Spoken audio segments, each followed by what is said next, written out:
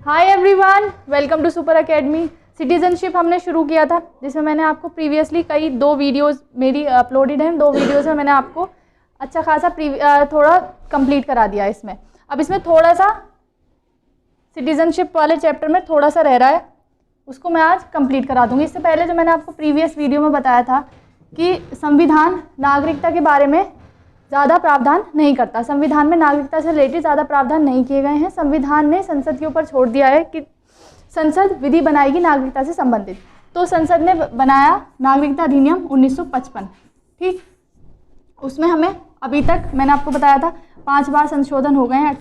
1986 में, 1992 में, 2003, 5 और रिसेंटली 2019 में, ठीक, क्लियर। और इसके साथ साथ मैंने आपको बताया था कि नागरिकता अधिनियम 1955 में 5 तरीके दिए गए हैं जिसके तहत कोई व्यक्ति नागरिकता प्राप्त कर सकता है। कौन कौन से वो 5 तरीके दिए गए हैं, सिर्फ इसीलिए ताकि आपका रिवीजन हो जाए।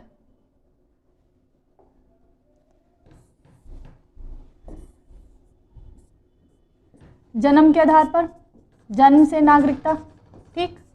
वंश के आधार पर, फिर पंजीकरण, मैंने आपको बताया था, पंजीकरण, देशीकरण, फिर अधिग्रहण या अधिग्रहित भूमि,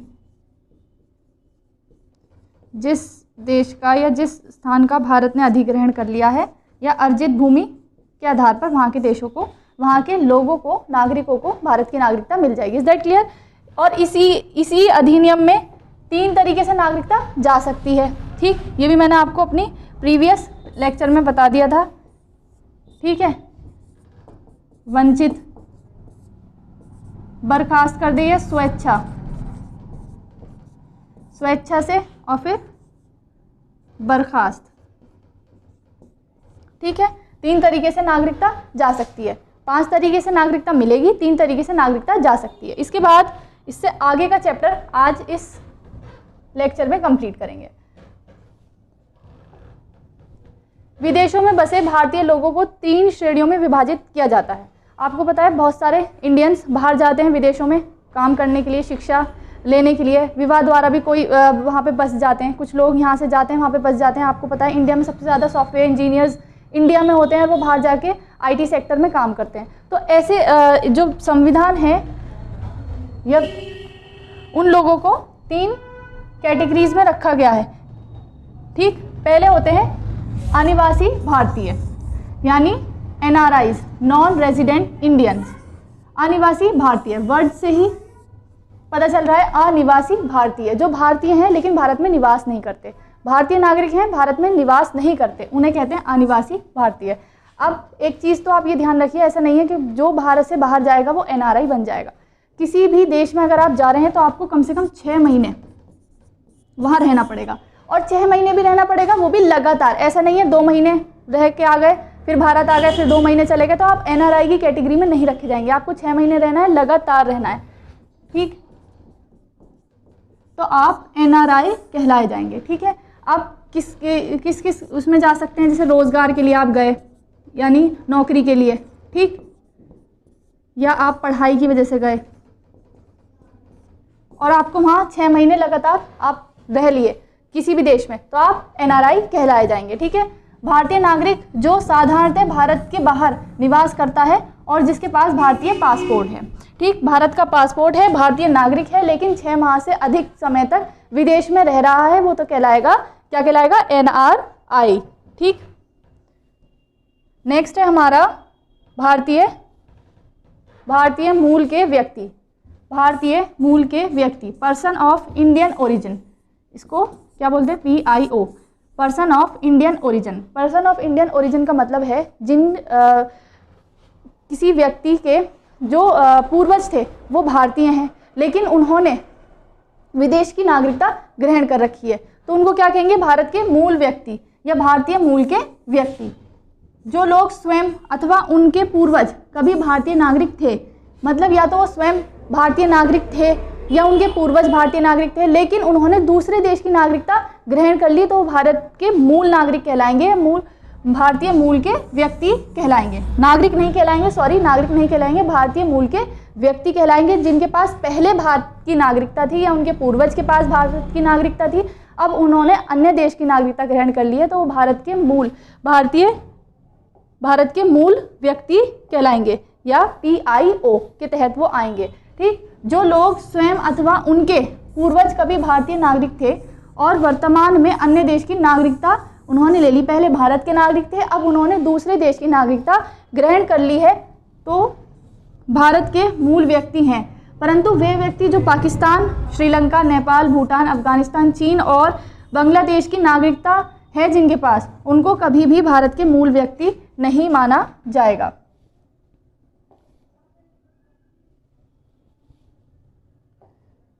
तो NRI और PIO में मतलब फर्क पता चला। NRI वो हैं जो 6 माह से अधिक विदेश में रह रहे हैं NRI, लेकिन नागरिक कहाँ के हैं? भारत के। PIO वो हैं जिन्होंने अन्य देश की नागरिकता ग्रहण कर ली है, लेकिन उनके पूर्वज या खुद पहले भारतीय नागरिक थे। अब ये प्रावधान 2015 में ख़त्म कर दिया और इसको OCI के साथ मर्ज कर दिया। PIO और OCI को मर्ज कर दिया और इसे ख़त्म कर दिया है, अब अलग से नहीं है ये। नेक्स्ट है हमारा ओवरसीज़ सिटीजन्स ऑफ इंडिया। देखो 2000 में भारत की सरकार ने एक समिति का गठन किया, किसके ऊपर? जो इंडियन डायस्पोरा हैं यानी भारतीय प्रवासी, उनके ऊपर विचार करने के लिए LM सिंघवी समिति का गठन किया। किसका? LM सिंघवी समिति का गठन किया गया 2000 में। किस वजह से? कि ये इंडियन डायस्पोरा के ऊपर विचार करेंगे। इंडियन डायस्पोरा मतलब भारतीय प्रवासी, ऐसे लोग जो भारत के नागरिक हैं और अन्य देशों में काम कर रहे हैं। ठीक है, भारतीय प्रवासियों के ऊपर अपनी रिपोर्ट प्रस्तुत करने का काम दिया गया LM सिंघवी को। इनको विचार करना था किसके ऊपर? इंडियन डायस्पोरा के ऊपर। इन्होंने 2002 में अपनी रिपोर्ट दी और रिपोर्ट में कहा गया कि जो PIOs हैं यानी कि पर्सन ऑफ इंडियन ओरिजिन, ठीक है, उनमें से कुछ लोगों को दोहरी नागरिकता का प्रावधान करना चाहिए। दोहरी नागरिकता का प्रावधान कैसे? कि उन्हें भारत की नागरिकता भी देनी चाहिए और जिस देश में वो हैं उनकी भी नागरिकता देनी चाहिए। लेकिन ये किस देशों में होगा? अगर किसी देश में दोहरी नागरिकता का प्रावधान है, अगर उस देश में ये प्रावधान है कि वो व्यक्ति उस देश की नागरिकता रहते हुए दूसरे देश की नागरिकता ले सकता है, तो उस देश के लोगों को OCI के तहत दोहरी नागरिकता का प्रावधान किया गया। समझ में आया? LM सिंघवी समिति ने कहा 2002 में अपनी रिपोर्ट दी और उन्होंने कहा जो PIOs हैं उनमें से PIOs हैं जो अनेक देशों में हैं, उनमें से जिन देशों में दोहरी नागरिकता का प्रावधान है, जिन देशों में दोहरी नागरिकता का प्रावधान कैसे है कि वो उस देश के भी नागरिक रह सकते हैं और भारत की नागरिकता भी ले सकते हैं, तो उन व्यक्तियों को ओवरसीज सिटीजन्स ऑफ इंडिया के तहत भारतीय नागरिकता दी जाएगी। वो भारत में आ जा सकते हैं। ठीक है, ये प्रावधान किया गया। फिर इसके बाद संशोधन अधिनियम लाया गया और 2005 में ये लागू किया गया। नागरिकता संशोधन अधिनियम 2005 द्वारा भारतीय विदेशी नागरिकता योजना शुरू की गई। इसके तहत दोहरी नागरिकता की व्यवस्था की गई। मैंने बताया आपको दोहरी नागरिकता की व्यवस्था की गई, लेकिन सिर्फ उन देशों के लिए जिन देशों में प्रावधान है कि वो अपने देश के नागरिक भी रह सकते हैं और भारत की नागरिकता भी ले सकते हैं। भारतीय नागरिकता के साथ साथ एक विदेशी देश की नागरिकता रखना। ठीक, दोहरी नागरिकता का मतलब है भारत की भी रहेगी और जिस देश में वो गए हैं उस देश की भी नागरिकता उन्हें मिल जाएगी। यह कानून उन देशों में रह रहे भारतीय मूल के लोगों, भारतीय मूल के मैंने बताया PIOs person of Indian origin, उनके लिए जिन देशों में स्थानीय कानून के अनुसार, उन देशों के स्थानीय कानून के अनुसार दोहरी नागरिकता का प्रावधान किया गया है। लेकिन ये व्यवस्था पाकिस्तान और बांग्लादेश, इन देशों के PIOs को छोड़कर अन्य देशों के लिए की गई। समझ आया? इन दो देशों के लिए नहीं है ये व्यवस्था। इन देशों को छोड़कर अन्य जितने भी देश हैं जिसमें भारतीय प्रवासी हैं, इंडियन डायस्पोरा हैं, वो person of Indian origin, sorry, overseas citizen of India के तहत नागरिकता ले सकते हैं। अब आपको ध्यान ये रखना है, एनआरआई को सभी अधिकार प्राप्त होते हैं, जैसे एक भारतीय नागरिक को प्राप्त होते हैं, सेम ऐसे ही सारे अधिकार एनआरआईज को प्राप्त होते हैं। क्यों? क्योंकि उनकी वो नागरिक तो भारतीय हैं, रह रहे हैं बाहर, प्रवासी हैं, लेकिन नागरिक कहाँ के हैं? भारत के। आपको ये भी ध्यान रखना है कि हमारा जो फॉरेक्स रिजर्व है, फॉरेक्स रिजर्व जिनसे भारत व्यापार करता है, ठीक है, उसमें जो ये रेमिटेंस भेजते हैं, यानी प्रेषण, रेमिटेंस बोलते हैं, जो ये बाहर से कमाते हैं उसका अपनी कमाई का जो हिस्सा भारत में भेजते हैं उसको रेमिटेंस बोलते हैं या प्रेषण बोलते हैं। तो वो उसका जो हमारा फॉरेक्स रिजर्व है उसमें बहुत बड़ा भाग है, इसीलिए इनको मतदान का अधिकार है, ठीक है, ये मतदान कर सकते हैं। लेकिन अभी जो चुनाव आयोग है वो विचार कर रहा है कि इनके लिए, एनआरआईज के लिए, अब हर किसी के लिए तो इतना पॉसिबल नहीं है कि जब भारत में चुनाव हो तो वो वहाँ से यहाँ पर आएँ और वोट दें, ठीक है। तो इसीलिए चुनाव आयोग ये प्रावधान करने पे विचार कर रहा है कि इनके लिए ऑनलाइन वोटिंग का प्रावधान किया जाए। अच्छा, आपको मैंने अभी बताया कि एनआरआईज जो होते हैं उनको भारत के नागरिक के समान अधिकार प्राप्त होते हैं, बिना वीज़ा के भारत में आ सकते हैं, ठीक है, समान अधिकार, ठीक है, बिना वीज़ा के, नो वीज़ा। अच्छा, वीज़ा क्या होता है? वीज़ा एक होता है पासपोर्ट, एक होता है वीज़ा। पासपोर्ट का मतलब है अगर किसी व्यक्ति ने अपना पासपोर्ट बना लिया तो वो देश से बाहर जाने की उसे अनुमति मिल गई, ठीक है, आप अपने देश को छोड़कर जा सकते हैं, तो वो उसकी अनुमति किससे मिलेगी? आपको पासपोर्ट, आपके पास पासपोर्ट बन गया, इसका मतलब है कि आप अपने देश छोड़कर जा सकते हैं। वीज़ा का मतलब क्या होता है? अब जिस देश में आप जाना चाहते हैं तो वो भी देश आपको अनुमति देगा, परमिशन देगा कि हाँ आप हमारे यहाँ आइए, तो जो अनुमति होती है, परमिशन होती है, वो कहलाती है वीज़ा। वीज़ा का मतलब है कि कोई व्यक्ति जिसके पास पासपोर्ट है, जिस देश में जाना चाहता है उस देश की परमिशन को बोलते हैं वीज़ा। और वीज़ा कई देश हाथ के हाथ भी मिलता है, उसको बोलते हैं कि क्या उसको, जिसमें जैसे हमारा जापान के साथ है कि जापान में आपको वेट नहीं करना पड़ता वीज़ा के लिए, आप जाइए और फ़ौरन अप्लाई, आपको वीज़ा मिल जाता है। अमेरिका में अगर हमें जाना है तो उसके लिए 6 महीने के करीब कई सारा वेट करना पड़ता है। तो वीज़ा समझ में आया? वीज़ा का मतलब होता है जब आप किसी देश में जा रहे हैं तो उसकी भी आपको परमिशन लेनी पड़ेगी कि हम आपके, वो देश आपको बुलाना चाहता है या नहीं, ठीक है। तो वीज़ा हो गया ये बात। अब इंडियन जो एनआरआई मैंने आपको बताया, एनआरआई को समान राइट मिलते हैं और बिना वीज़ा के भारत में आ सकते हैं। पीआईओज मैंने आपको समझा दिया, लेकिन ये व्यवस्था अब वर्तमान में नहीं है, इसे 2015 में ख़त्म कर दिया गया। ओवरसीज सिटीजन्स, देखिए ओवरसीज सिटीजन्स ऑफ इंडिया, ठीक है, ये क्या काम कर सकते हैं और क्या नहीं कर सकते। पहले तो मतदान नहीं दे सकते, ठीक है, चुनाव नहीं लड़ सकते, मतदान नहीं दे सकते, चुनाव नहीं लड़ सकते। तीसरा, सरकारी नौकरी या कोई ऐसा सार्वजनिक पद जो गवर्नमेंट से रिलेटेड है वो इनको नहीं मिलेगा। सरकारी नौकरी या सार्वजनिक पद, सार्वजनिक पद इनको नहीं मिलेगा। और कृषि के लिए भूमि, कृषि भूमि,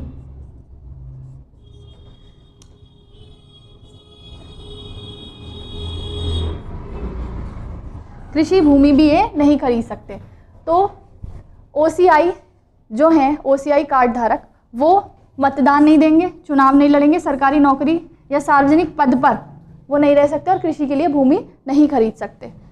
तो आपको फ़र्क समझ में आया? ये तो ख़त्म हो गया है, ठीक, ये प्रावधान तो ख़त्म हो गया 2015 के बाद से, ये लागू है, ठीक है। एनआरआई मैंने आपको अच्छे से समझा दिया, भारतीय नागरिक जो भारत रह रहे हैं, बाहर रह रहे हैं, भारत से बाहर रह रहे हैं, ठीक।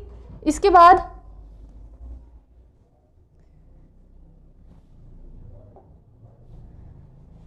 ओसीआई के लिए कौन व्यक्ति ओसीआई कार्ड होल्डर के रूप में पंजीकरण करा सकता है, ठीक, ये एग्जाम में ऐसे पूछा जा सकता है। ओसीआई तो मैंने आपको समझा दिया, लेकिन एग्जाम में अलग से पूछ सकता है कि ओसीआई के लिए कौन कौन योग्य है, कौन व्यक्ति योग्य है, कौन व्यक्ति नहीं है। एक तो आपको ध्यान रखना है, ओसीआई जो कार्ड होल्डर्स हैं वो सभी को नहीं मिलेगा, कुछ व्यक्ति को मिलेगा जो अन्य देशों में काम कर रहे हैं, जैसे विशिष्ट उद्योगपति हैं या कोई कला साहित्य में कोई विशेष काम कर रहा है, उन लोगों को मिलता है, हर किसी को ओसीआई कार्ड नहीं मिलता।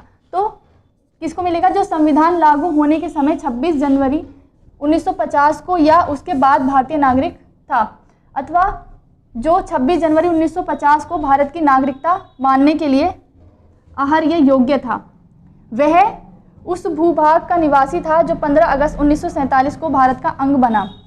ठीक, ऐसे किसी नागरिक का पुत्र, पुत्री, पौत्र, पोत्री, प्रपौत्र था, अथवा जो ऊपर निम्नलिखित व्यक्तियों की नाबालिग संतान है, जो नाबालिग बच्चा है और जिसके माता पिता भारत के नागरिक हैं अथवा दोनों में से कोई एक भारतीय नागरिक है। ये टाइपिंग मिस्टेक, बस इतना ही है।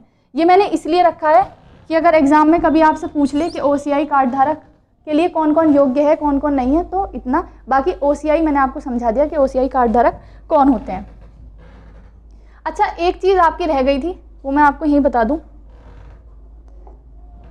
मैंने आपको नागरिकता के लिए 5 विधियां बताई। ठीक, अभी हाल ही में नागरिकता अधिनियम में संशोधन हुआ 2019 में, जिसके तहत CAA का प्रावधान जोड़ा गया। CAA, ठीक, CAA क्या है? पहले आपको मैंने बताया, जब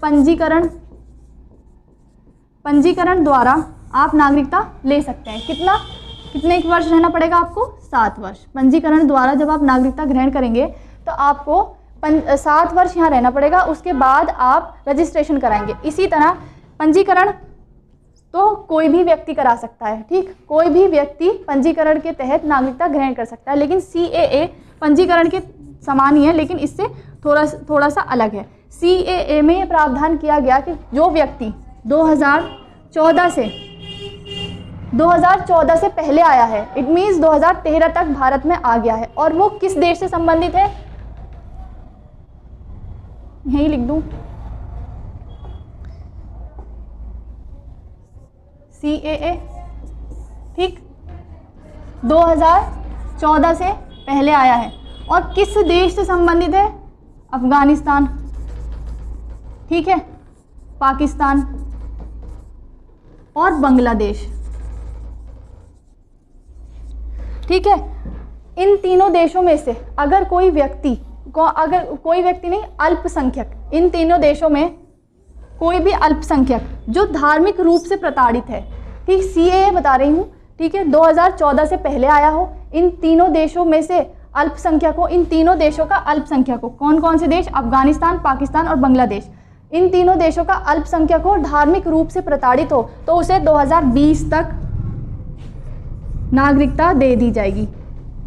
2020 तक नागरिकता दे दी जाएगी। ठीक, तो 14 और 20 7 साल हो गए। सेम पंजीकरण की तरह है, आपको 7 साल रहना पड़ेगा। 2013 तक आप आ गए हैं, 14 से पहले, ठीक है, और 2020 में आपको नागरिकता मिल जाएगी। लेकिन पंजीकरण सभी देशों के लिए है, सभी व्यक्तियों के लिए है कि कोई भी व्यक्ति जो 7 साल रह चुका है भारत में, वो पंजीकरण के तहत नागरिकता ले सकता है। लेकिन CAA में 3 देशों का प्रावधान किया गया, अफगानिस्तान, पाकिस्तान और बांग्लादेश के। इस देश के जो अल्पसंख्यक हैं और धार्मिक रूप से प्रताड़ित हैं, और अगर वो 2014 से पहले आ गए हैं तो उन्हें 2020 तक भारत की नागरिकता दे दी जाएगी। तो CAA समझ में आ गया। CAA क्या है? सेम पंजीकरण की तरह है, बस इसमें देशों को कैटेगराइज कर दिया गया है। ये मैंने आपको समझा दिया। 5 से 11 तक नागरिकता का प्रावधान किया गया है। आखिर में चैप्टर के लास्ट में एक रिवीजन। 5 में संविधान लागू होने के समय नागरिकता।